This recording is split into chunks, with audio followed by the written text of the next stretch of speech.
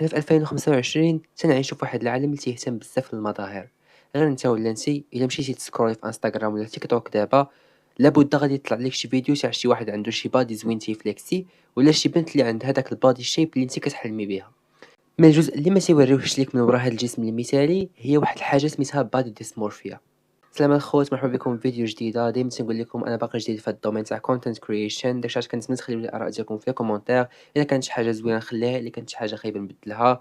الا عجبكم الفيديو ما تنساوش ديروا لايك سبسكرايب. بلا ما نطول عليكم اجيو نشربوا اتاي بالدارجه.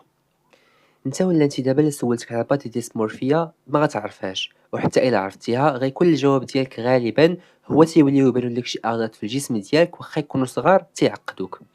وهنا فاش غيجي الدور ديالي باش نقول لك بلي حتى هاد الفكره هذه غلطه.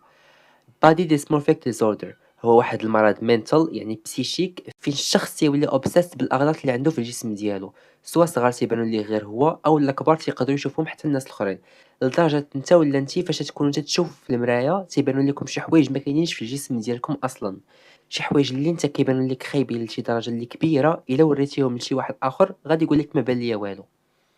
دابا غادي تسولني على اشنو علاقه بادي ديسمورفيا بالناس اللي تيمشيو للجيم. دابا غادي تسولني على اشنو علاقة بادي ديسمورفيا بالناس اللي تيمشيو للجيم. الجيم هو واحد ليسباس تاع القوة، واحد ليسباس باش تولي تكبر وتعضل وتولي هيلثي وواثق في راسك. من الناس اللي عندهم هذا المرض ما تيبقاش الجيم عنده هذا الوصف، بل تيولي واحد الساحة تاع الانسيكوريتيز، وبالعربية هو عدم الأمان. كيفاش؟ كاين واحد لو تيرم اللي منتشر في هذا المجال سميتو بيغوركسيا، اللي هو واحد الجزء من بادي ديسمورفيا. هذا الجزء هذا كيتارغيتي غير الماسلز مونطالمون، وتيخليك ديما تحس انك صغير وسط الناس اللي تيترينيو معاك، او لا ما صحيحش بزاف او كومباريزون مع الناس اللي كتشوف في السوشيال ميديا. وبذلك تيولي الجيم بالنسبه ليهم ماشي بلاصه باش يحسوا براسهم تيتطوروا، ولكن تيولي بلاصه باش يحسوا فيها انهم معطلين عن الناس الاخرين.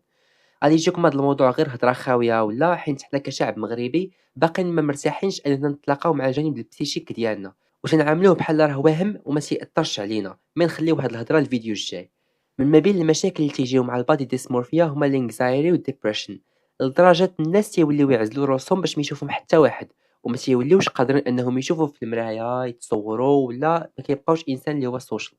كاينين شي ناس اخرين اللي تيديروا شي حوايج اللي خطيره، بحال بالنسبه للدراري تيولي يتريني بواحد الطريقه اللي خطيره على الجسم ديالو جدا، وكاين اللي تيدير عمليات ولا تياخد ادويه بحال ستيرويدز. وبالنسبه للبنات كاين اللي تتبدا دير شي دايت مستحيل تخيل انه كاين شي واحد تيقدر يعيش اسبوع بهذاك الشيء اللي كتاكل هذيك البيرسون. دابا غادي نهضروا على كيفاش تقدر تتخطى هذا المشكل.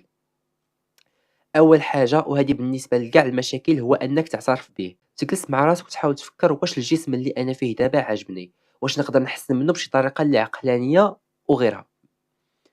تاني حاجه هو تهضر مع شي واحد اللي يكون عارف بهذا المشكل ويعرف يتعامل مع واحد تيعاني منه، ماشي اللي غادي يقول لك صافي راك صحيح صاحبي ويزيد ويخليك. ثالثا حاول دير جولز جداد، ما تبقاش تقول بغيت نولي بحال فلان بغيت نولي بحال فلانه. حاول دير جولز اللي زوينين، بحال تقول انه غادي نتريني باش نبان زوين في البحر، والبنات تقول انا غنتريني باش تجيني هاد لاغوب ولا هاد اللبسه زوينه، وش حاجه اللي بوزيتيف وكاين منهم بزاف تاع الحوايج.